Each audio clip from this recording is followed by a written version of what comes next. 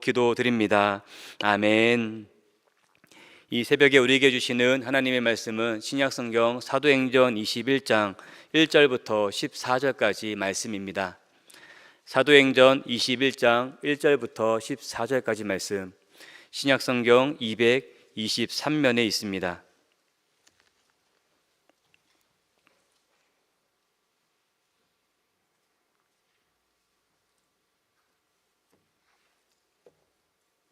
사도행전 21장 1절부터 14절까지 말씀, 이는 살아계신 하나님의 말씀입니다. 함께 봉독하시겠습니다.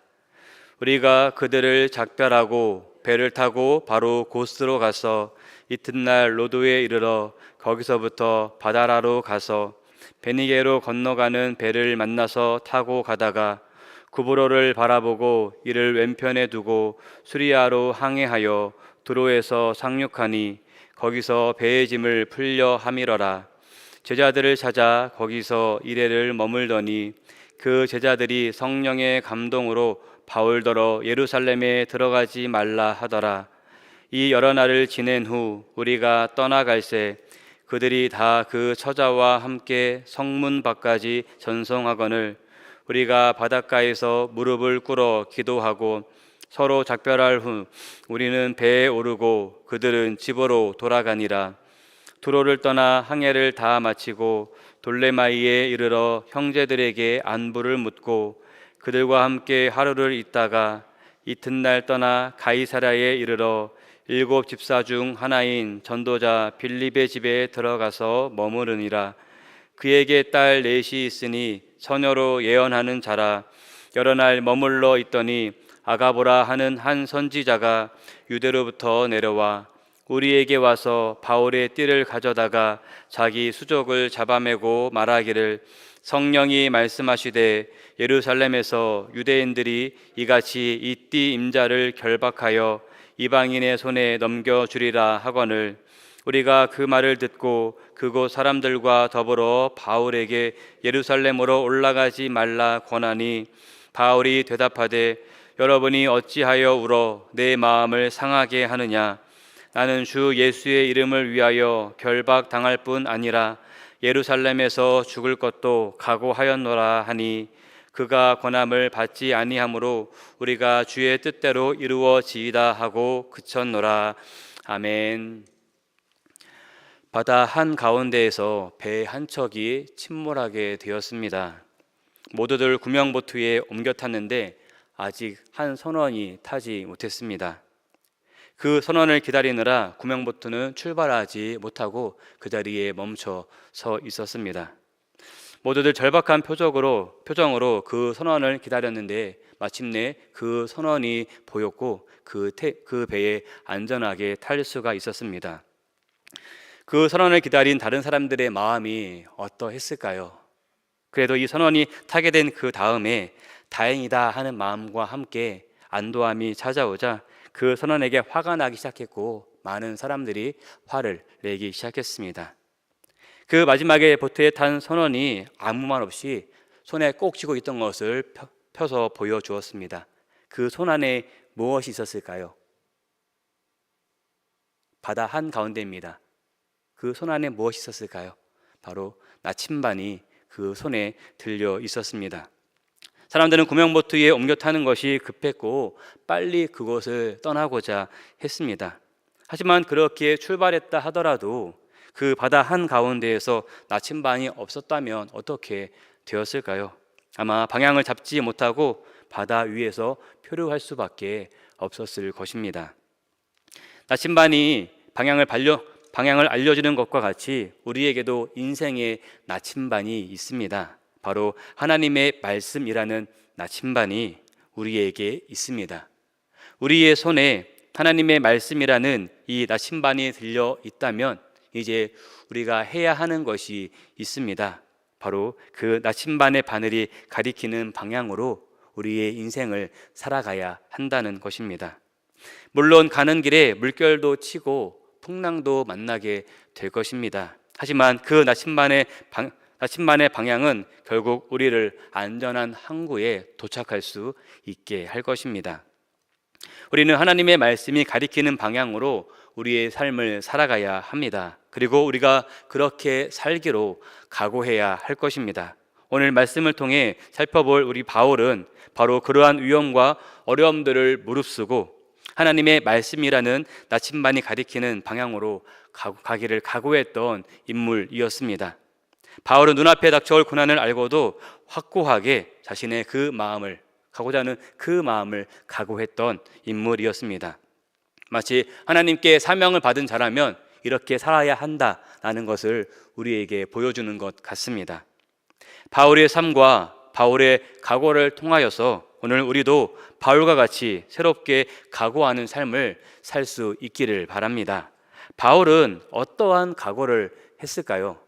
첫 번째로 바울은 하나님의 뜻에 절대 순종하겠다 각오했습니다. 바울은 성령의 매임을 받아 예루살렘에 올라갈 것을 결심했습니다. 이 내용이 사도행전 20장 22절에 기록되어 있는데 제가 읽어드리겠습니다. 보라, 이제 나는 성령에 매여 예루살렘으로 가는데 거기서 무슨 일을 당할는지 알지 못하노라. 아멘. 성령의 매임을 받았다. 이것이 무엇을 의미하는 것일까요? 성령님의 뜻에 따라 자신이 져야 할 무거운 짐을 기꺼이 지겠다는 것입니다. 그 길이 어떤 일이 있다 하더라도 나는 내가 가야 할 길을 가겠다. 나는 내가 해야 할 일을 하겠다라는 것입니다. 바울은 예루살렘에서 무슨 일을 당하는지 모른다 했지만 성령님을 통하여서 결박과 환란이 기다린다는 것을 이미 알고 있었습니다. 나를 향해 결박과 환란이 기다리는 것을, 그 길을 가는 것은 매우 힘든 일입니다. 더구나 그것을 알면서도 가는 것은 매우 힘든 길입니다. 하지만 바울은 하나님의 뜻에 순종하는 일에 자신의 목숨까지 내어놓았습니다. 바울의 이 유명한 고백이 바로 사도행전 20장 24절 말씀에 기록이 되어 있습니다. 우리 이 말씀을 함께 읽겠습니다. 사도행전 20장 24절입니다. 내가 달려갈 길과 주 예수께 받은 사명 곧 하나님의 은혜의 복음을 증언하는 일을 마치려 하면은 나의 생명조차 조금도 귀한 것으로 여기지 아니하노라. 아멘. 바울은 하나님의 뜻에 순종하기 위해서라면 자신의 생명조차 조금도 귀한 것으로 여기지 않겠다, 이렇게 각오하고 있습니다. 만약에 힘든 상황이 반복해서 바울의 그 마음을 흔든다면은 그 마음이 흔들릴 만도 할 것입니다. 하지만 바울은 그 마음이 결코 흔들리지 않았습니다. 오늘 본문에서도 마찬가지로 바울의 마음을 흔드는 일들이 있었습니다. 바울은 밀레도에서 떠나서 도로에 머물게 되었습니다. 그곳에서 제자들을 찾아 이레를 머무는데 제자들이 바울에게 이렇게 말합니다. 우리 본문 4절 말씀을 같이 읽겠습니다. 본문 4절입니다. 제자들을 찾아 거기서 이레를 머물더니 그 제자들이 성령의 감동으로 바울더러 예루살렘에 들어가지 말라 하더라. 아멘. 혹시 이 말씀 가운데 이상한 점 발견하셨나요? 앞에 보았던 내용들과 조금 다른 이상한 내용이 기록된 것이 이 4절 말씀 안에 있습니다. 바울은 예루살렘을 가는 길입니다. 그렇죠? 바울은 어떻게 가죠? 성령의 매임을 따라 간다고 이야기를 했습니다. 이 4절 말씀의 제자들은 어떤가요? 제자들 또한 성령의 감동으로 바울에게 예루살렘에 들어가지 말라라고 말하고 있습니다. 바울도 성령의 매임에 받았습니다. 제자들도 성령의 감동을 받았습니다. 이것은 마치 성령의 역사가 따로 역사하는 것처럼 또는 모순된 것처럼 보일 수도 있습니다. 하지만 이 말씀은 그러한 내용은 아닙니다. 제자들은 바울이 예루살렘으로 가게 된다면 체포되고 또 고통당할 것을 성령의 감동으로 알게 되었습니다. 그렇다면 그 마음이 어떠했을까요? 바울이 고통당하는 것을 원할까요? 고통당하지 않는 것을 원할까요? 그들은 인간적인 마음으로 바울에게 예루살렘에 들어가지 말라 권유한 것이었습니다. 이것은 성령의 지시로 바울이 예루살렘을 가는 그 길을 중단하도록 만류한 것은 아니라는 것입니다. 즉 성령의 감동으로 바울의 그 앞길을 알게 되었지만 바울을 걱정하는 마음 때문에 바울의 예루살렘 행을 만류했던 것입니다. 바울은 또한 가이사랴에 도착했을 때 전도자 빌립의 집에서도 이와 같은 일을 한 번 더 겪게 되었습니다. 이번에는 유대로부터 온 아가보라 하는 선지자를 통해서였습니다. 우리 본문 11절과 12절 말씀을 같이 읽겠습니다. 11절과 12절입니다. 우리에게 와서 바울의 띠를 가져다가 자기 수족을 잡아매고 말하기를 성령이 말씀하시되 예루살렘에서 유대인들이 이같이 이 띠 임자를 결박하여 이방인의 손에 넘겨주리라 하거늘 우리가 그 말을 듣고 그곳 사람들과 더불어 바울에게 예루살렘으로 올라가지 말라 권하니 아멘. 11절에서 아가보는 바울의 띠를 가져다가 자기의 손과 발을 묶었습니다. 그리고 예루살렘에서 유대인들이 이 띠 주인인 바울을 이렇게 결박해서 이방인의 손에 넘길 것이다, 그렇게 예언했습니다. 아가보를 통해 바울이 예루살렘에서 고난받게 될 것을 알게 된 무리들은 어떠했을까요? 또 바울이 예루살렘에 가지 않도록 그렇게 만류하기 시작했습니다. 왜? 바울이 고통당할 것을 알게 되었기 때문입니다. 하지만 이러한 행동들은 바울을 걱정하는 마음에서 나오는 행동이었지 성령의 인도하심을 막으려는, 방해하려는 그러한 행동은 아니었습니다. 바울은 여전히 이러한 것에 개의치 않았습니다. 바울은 하나님의 뜻을 따라 예루살렘으로 올라갔습니다. 바울의 이러한 모습은 그가 하나님 앞에서 얼마나 신실한 사람이었는지를 우리에게 보여주는 것입니다. 바울은 신실하며 하나님의 뜻에 순종하는 사람이었습니다. 우리도 바울과 같이 이렇게 하나님의 뜻에 순종할 수 있기를 바랍니다. 두 번째로 바울은 주를 위해 고난받겠다 하는 각오를 했습니다. 바울이 예루살렘으로 가는 길은 고난과 고통의 길이었습니다. 성령님께서는 바울 주위에 여러 사람들을 통하여서 고난과 결박이 그를 기다리고 있음을 확인시켜 주셨습니다. 사람들은 인정에 이끌려 바울의 예루살렘 행을 만류하기도 했습니다. 하지만 바울은 이러한 인정에 조금도 요동하지 않았습니다. 오히려 하나님께서 자신에게 주신 소명대로 갈 것을 결심했습니다.